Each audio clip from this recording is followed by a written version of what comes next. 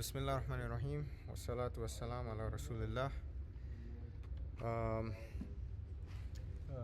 so inshallah, last week we covered wudu, right? So I'm just gonna recap that real quick, just the basic, steps. So first is you gotta have intention, right? That you're gonna make wudu, and for whichever prayer you're gonna make it. And then you come here, brother. No problem. Oh, you don't? I can move it. I can move to the side there. Just relax, inshallah. And then, so first is niyyah, the intention that you're going to make wudu. Second one, you say Bismillah before you start. And Bismillah should be like anything that, before you start anything, you should say Bismillah. And then we discussed like there are certain steps that you do which are obligatory, right? And then the rest of it is like what we follow in the Sunnah. And wudu is one of those things that it has to be done in a certain order. So after Bismillah, you wash both your hands to your wrists, then rinse your mouth, and all of this is 3 times, right? And rinse your mouth with your right hand, clean your nose with your right hand when you sniff the water in, but if to clean it, you use your left hand. And then you wash your face from the top, like where your hairline begins, towards the bottom, including the neck, ear to ear. After that, wash your right hand up to your elbows. It's always good to just go over instead, so you don't miss it, right? So it's always good to just go over. Then you do your left hand. After that, you wet your hands. You don't really need to take water. You just wet your hands, and then you kind of wash your head. Go front to back, back to front, and then take your index finger, clean your ears, and then take your thumb to clean outside your ears, right? I mean, some people, they do it like this. This is fine too, as long as you're cleaning your ears, inshallah. And then after that, you wash your feet, and feet all the way up to the ankles. Those are the basic steps of wudu. And as we mentioned before, there are certain steps that it's part of, it's obligatory that you have to wash, right? Which was taken from Surah Ma'idah, verse number 6, and which is the obligatory acts, which is washing the face, washing both arms up to the elbows, including the elbows, brushing over a quarter of your hair with wet hands, and washing both your feet up to your ankles. So those are, that was just the recap. I haven't had a chance to edit the video, but inshallah I'll put that video up hopefully by this weekend, inshallah. Anybody want to add anything? Any questions? Yeah, question. Can you make it, can you explain, there's the wudu, with Allah teaches us in Quran, and there's the wudu, which is both right from the Prophet Sallallahu. So maybe you can explain, because as I understand, we can do the wudu from the Quran, or we can do the wudu from the Sunnah, and everything. Can you explain? Because some people might not. So see, there's in everything there's minimum, and then the other thing, which is like the recommended, right? You won't like go anywhere in the world, you won't see people just doing the minimum, especially when it comes to wudu, right? And even in prayers, like everyone does all the extra prayers too, right? So from that perspective, I would say, like, I'm not a scholar, right? But I would say that, when you're growing up, or even when you're learning, everyone follows these steps, which is, the niyyah, basically what the sunnah is, because that is the highly most recommended way of doing it. And that basically, what's the purpose of it, is to clean your body before you pray. So doing that is just like, why would you want to do minimum, right, at the end of the day? So that's how I would say that, so, inshallah. So just because it's minimum, that doesn't mean like, just stick to the minimum, right? If you're in a hurry, if you in a place that you cannot do the rest of the wudu, then you do that, right? Inshallah. All right, so we're gonna try to cover ghusl as quickly as we can, and then I'll go outside, inshallah. So ghusl is basically taking a bath, or completely cleansing yourself. And there's certain acts that require you to do that, the complete washing and bathing. Number one, which most of us do, is with our partner, right? When you're married, you after sex, right? So that, like, after sex, anytime a man ejaculates, before you even what do you call like, before you can pray or anything like that, you have to do ghusl, right? Basically, take a shower, and then there are steps in doing that, which we'll cover in a little bit. And then, if you have any wet dream, you should take ghusl. For women, any postnatal bleeding or after menstruation, when their menstrual cycle ends, they have to do wudu, or ghusl, I mean, before they can start praying. And of course, any orgasm, if you get that, you have to do ghusl, right? And so like, there are when you do ghusl, just like wudu, you should have your intention that you're going to be doing ghusl, right? Washing yourself. And ghusl is basically cleaning your whole body from top to bottom, every single aspect of your body, right? Again, you make the intention, you clean your private parts, then you wash both hands, you make the intention, of course, you already did that, and then you say Bismillah, and then you wash your complete body, right? So, right now, in this day and age, it's really easy for us because we have showers. Back in the day, they didn't have showers, or even certain parts of the world, they still don't have, like, full-on showers. They wash with with a bucket and water, right? So for us, it's very easy. We're under the shower. Hopefully we're getting all parts of our body wet. But even then, you have to follow certain steps, right? You have to do, like, wudu in the shower, right? So basically, the same steps that you would do wudu outside, you do it in the shower, right? Washing your hands, face, doing the masa, your hands, and your feet. But the one thing is, right now in ghusl, you don't, like, when you are doing wudu in the shower, you don't wash your feet all until the very end, right?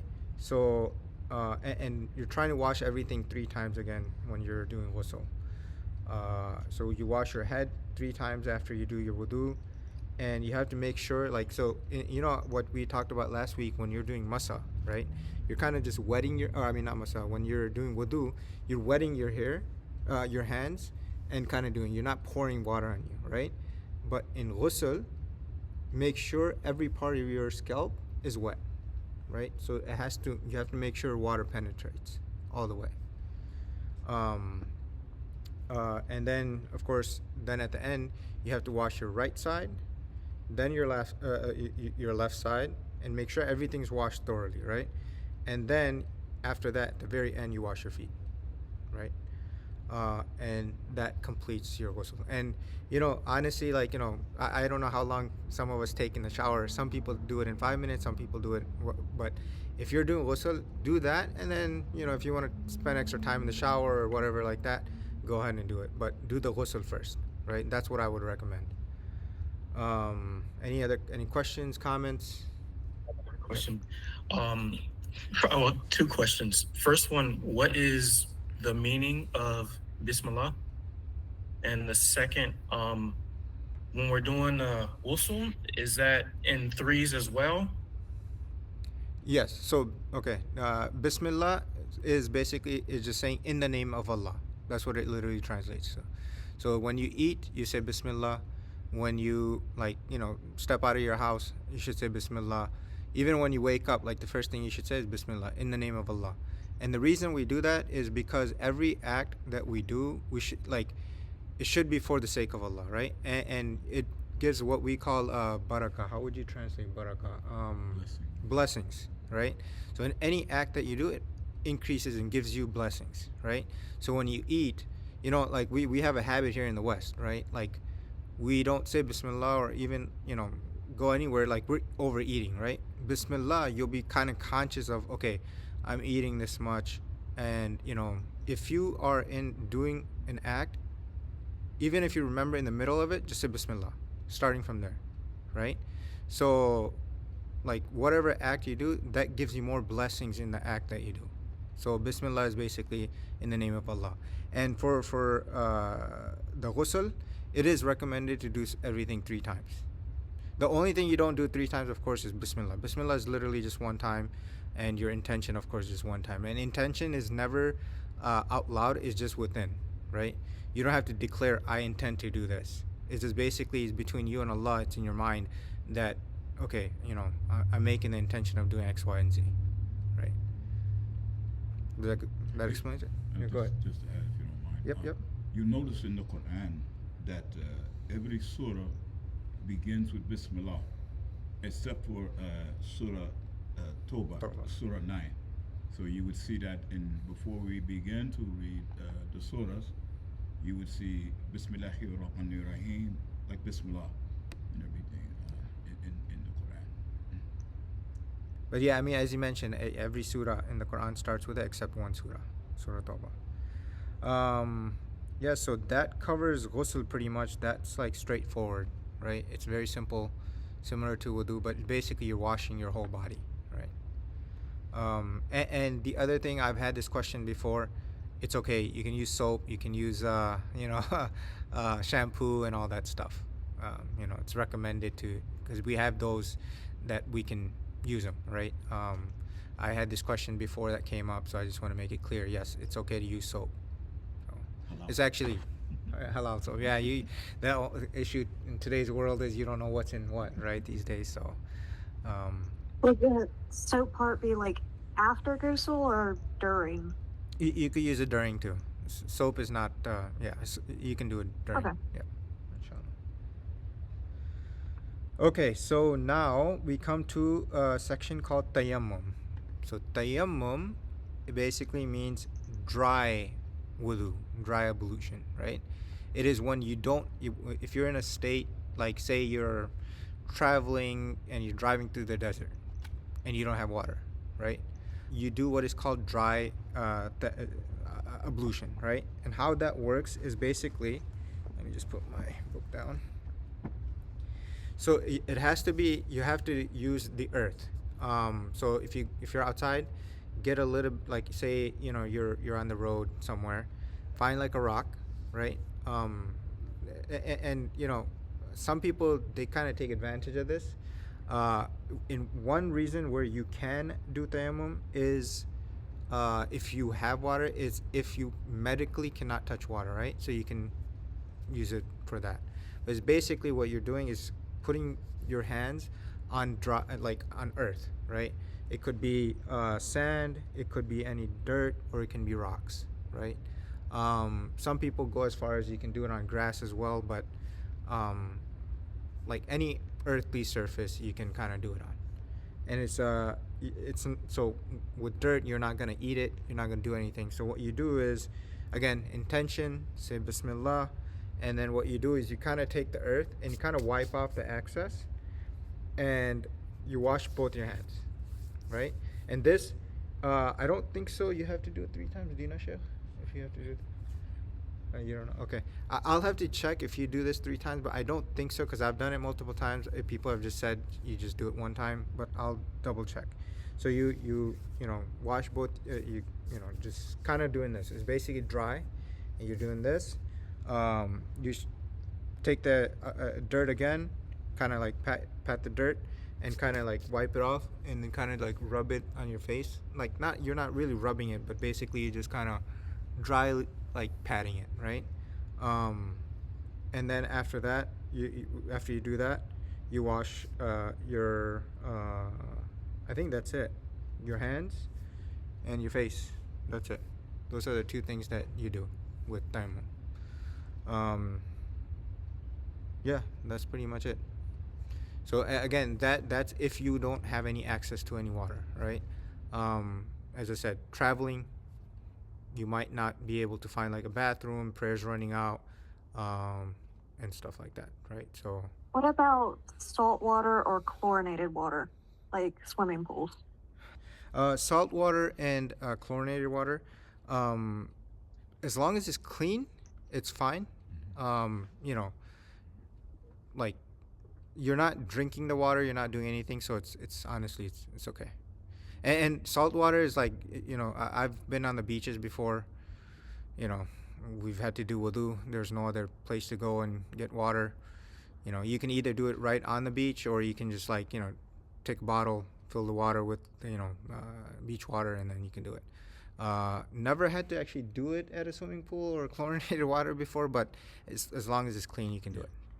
The key, that is what you said, is pure. Pure, yeah. One example, if, like, say, if you have a little urine on your clothes, this is from, I read from the Prophet ﷺ. Mm-hmm. You can just take water and put it on the clothes. You can, because water is a purification, clean water, yeah, and whatnot, pure water. I've got a question. Yes. Is there ever a time where intention is enough? Maybe we're not around water, or maybe we're not around dirt. Can you ever go through the motions without either? So if no, intention is just not enough. What you do in that situation is you can kind of pat on yourself, right? And you can do it that way. Because I've heard the same exact question before, where a brother said, like, he was in prison, right? And he basically said that he was in solitary confinement. He didn't know what to do. He didn't know how dirty the floor was, right? So he was just like literally just, on his clothes, right? Because he knew that certain parts of his clothes, they were fine, they were clean. So he was like kind of just doing that and using that. And that's perfect. Sheikh said that that's perfectly okay. So yeah, if you're in a situation where you cannot find any of that, just pat yourself. But then, like that, you know how we said that, when you do wudu, what do you call, like if you wear your socks, I don't know if you guys caught this. So at the end of wudu, we talked about if you have socks on, right? If you're not traveling, you could, you don't have to take your socks off to do wudu. Okay? Wait, how did I say this? If you have done wudu and you put your socks on, you can do what we call just wiping over it, on just the top part of it, not the whole bottom or the side or whatever. Just wipe the top of it with just a little bit wet hands, right? So you're allowed to do that. If you're traveling, you have 3 days that you can wipe over. If you're not traveling, you have 1 day, like 24 hours where you can do it. Is it recommended? Not really, but like I use this because when I used to go into the office, right?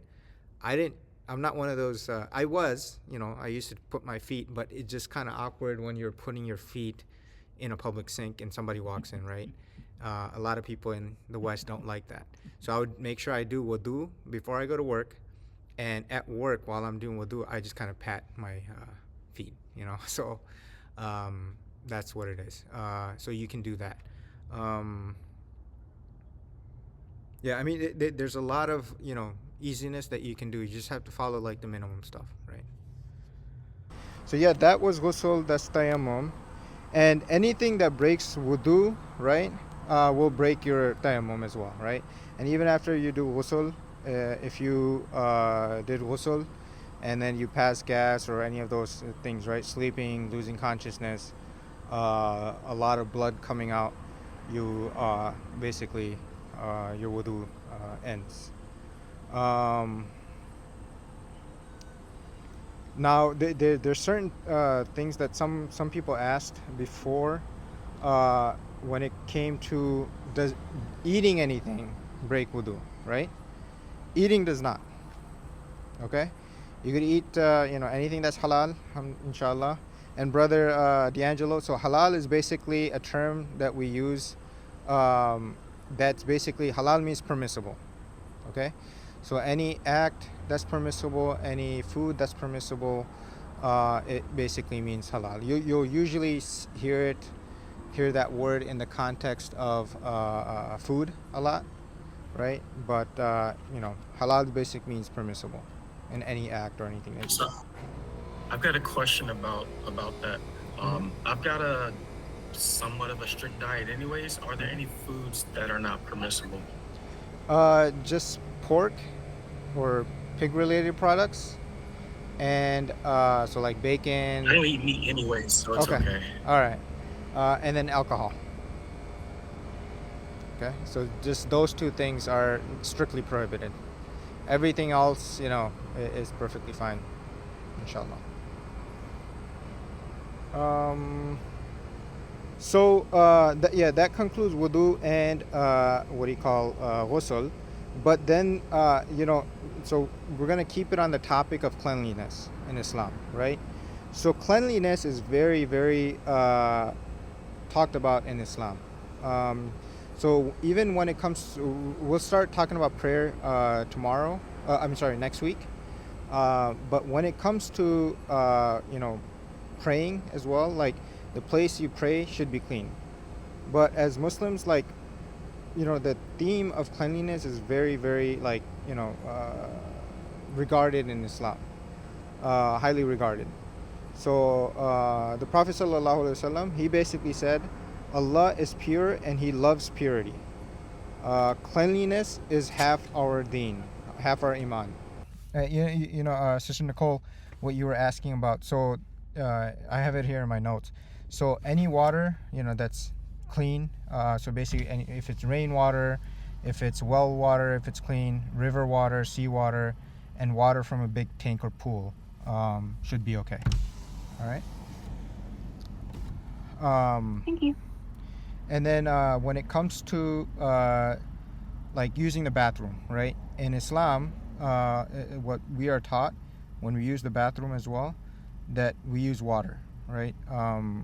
Now again, we're very lucky out here in the West where we clean our backs, and even when we go, just for to pee, we should use water, right? And if you don't, like, when you're traveling or something like that, you're not gonna find water everywhere. You'll see a lot of Muslims, they'll bring a bottle with them, right? A water bottle. So use that. You can use toilet paper, because you shouldn't. The thing is, like, some scholars say that the like if you're defecating, like, it shouldn't get on your hands. So you can use a toilet paper to clean your back, but then use water, and we use our left hand. If you any part of the body that you're cleaning, try to clean it with your left hand, right? So you use your left hand, and you kind of wipe your back with the water, right? You'll see if you go to like the mosque bathroom here, they have either you can get these things called I forgot what they're called, but like they're basically like these little hoses type things, right?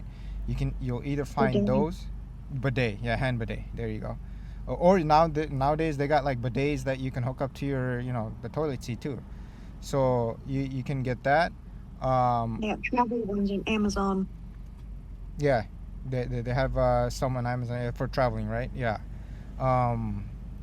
So you can get that, or we have like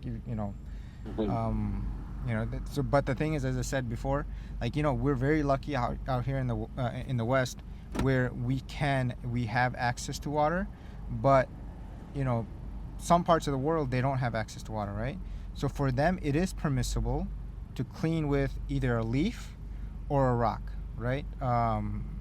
So they're permissive, they're allowed to do that, but the thing is, like, but as soon as they get access to water, they should use the water to clean themselves. Yeah, I know quite a few Egyptians. They all have bidets in their house. Yeah, all of them. Yeah. And then the other thing is, like, when you are using the bathroom, make sure, like, your urine or anything like that, it doesn't splash everywhere on your clothes or anything like that.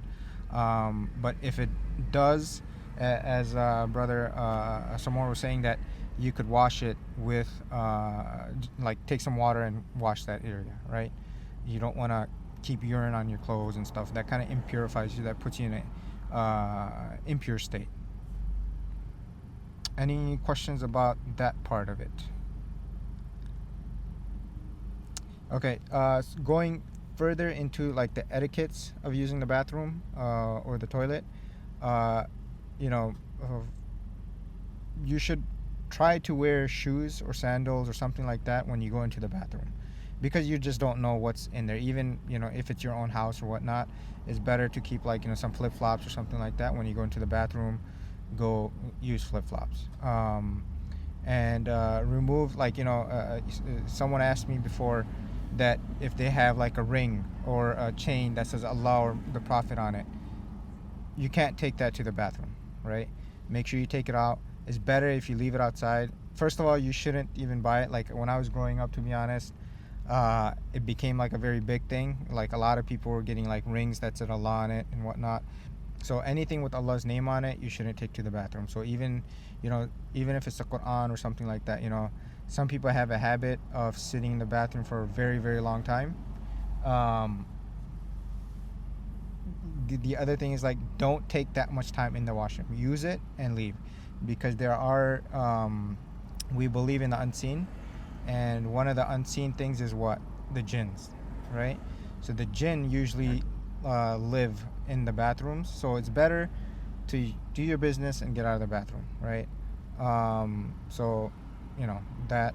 And when you do enter the bathroom, try to remember this. It's hard because we're so not used to it, but go in with your left, and when you leave, go out with your right, so with your right foot. Or so enter with your left foot, and when you're leaving, leave with your right foot. That's good to know, because I have an Allah chain, so I'm glad you said that now. Yeah, I never knew that. Yeah. So and I was actually gonna say, like, unfortunately there was one brother, he would go into the bathroom and read like the Quran, right? He's like, I'm sitting in there for a while. I'm like, no, but you can't.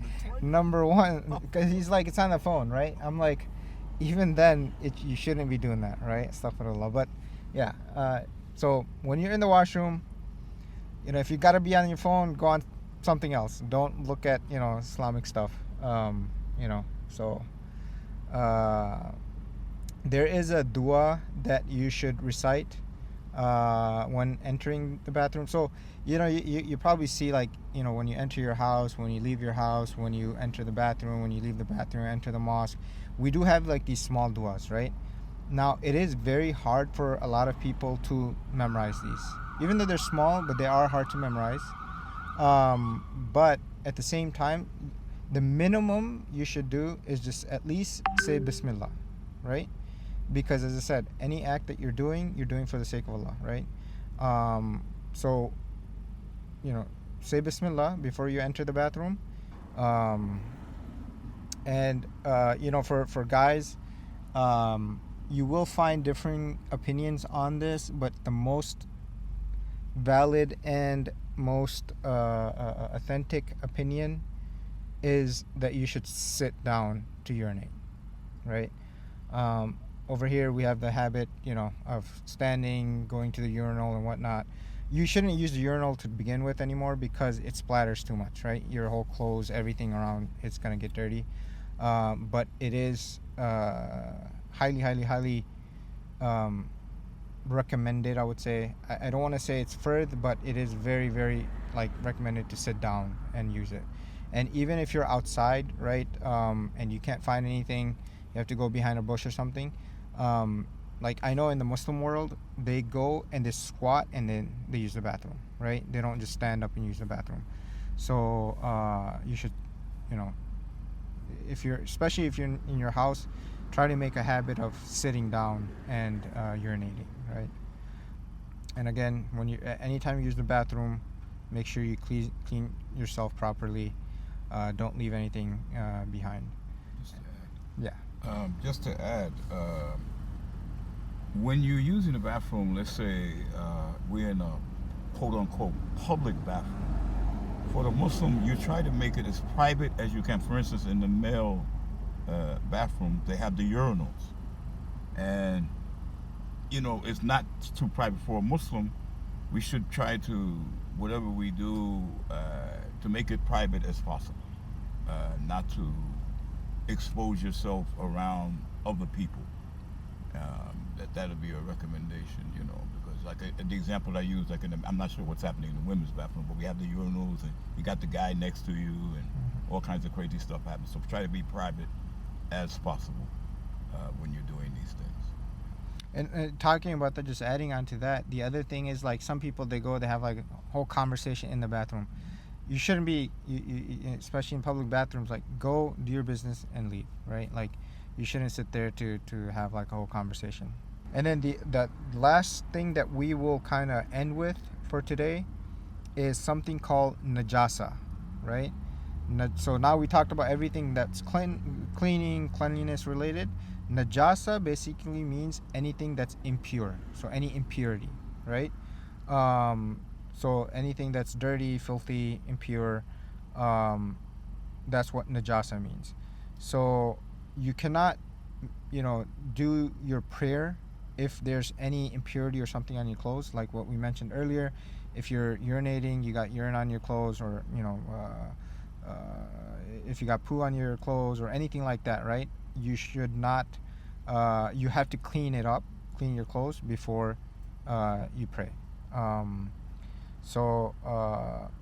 There's 5 types. One is urine of any person or animal. Second thing is the stool of any animal or person. Some scholars say a lot of blood or even a small amount of blood is impure. Pus can become impure, and alcohol is impure, right? So if you're, say, somewhere somebody's drinking, he does anything on you, like drops it or whatever, you should go clean it as quickly as possible, right? And this is like if it falls on you or your clothes, you should go and wash it. Again, some scholars, they say that you should clean your clothes 3 times, like rub it and clean it, try to clean it 3 times, and make sure you clean it well and get it all out, right? But again, I think 1 time is fine as well. And nowadays, we're so lucky in the West. Throw it in the washer, alhamdulillah. Inshallah it'll get done.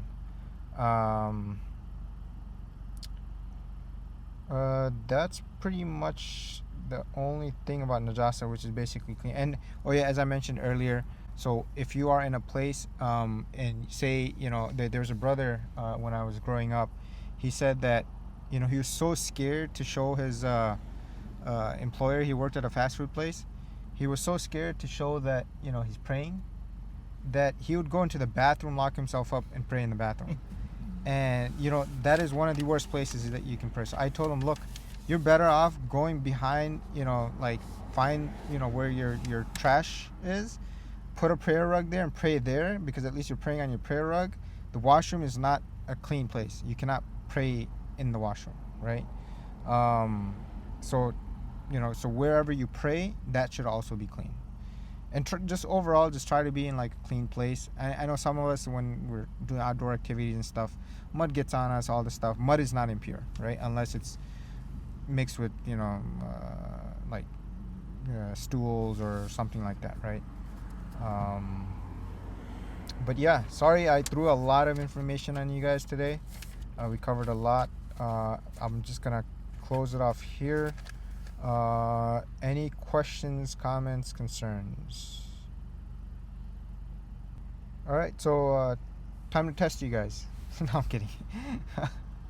But yeah, that's all I have, guys. Thank you very much for attending, inshallah. Assalamu alaikum warahmatullahi wassalatu wassalamu ala rasulillah. Assalamu alaikum warahmatullahi wabarakatuh. We'll see you guys, inshallah, next week.